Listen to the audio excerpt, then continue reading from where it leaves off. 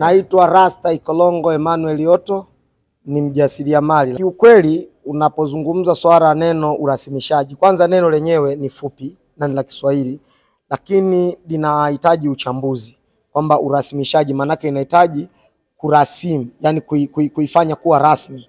Na kama ni urasimishaji, inapokuwa rasmi manake ni kwamba itambulike.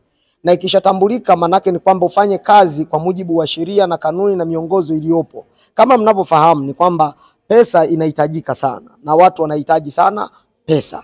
Ila namna ya kuipata hiyo pesa ndio ina njia nyingi ambazo zingine zinaweza kuwa ni ngumu, zingine zikawa ni nyepesi. Lakini moja kubwa ni kwamba ili uweze kupata fedha ni lazima ufanye uwekezaji wa fedha.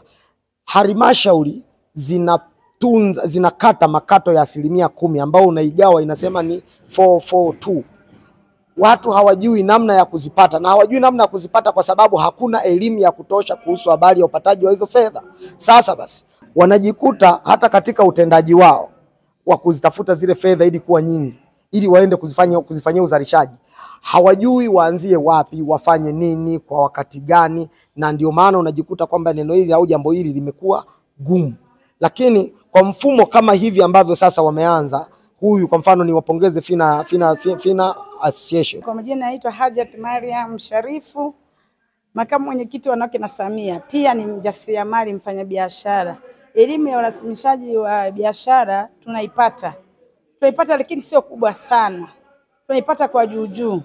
Lakini tukipata kwa ukubwa zaidi, kwa kweli tutasonga mbele. Kwa mfano amesoma hapa mzee Gabriel kwamba watu waheshimu biashara, waheshimu pesa.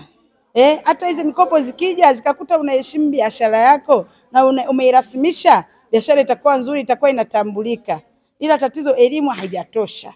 Watu bado wanahitajika elimu. Kwa majina naitwa Rehema Joseph, ni afisa wa CRDB benki tawi la Geita.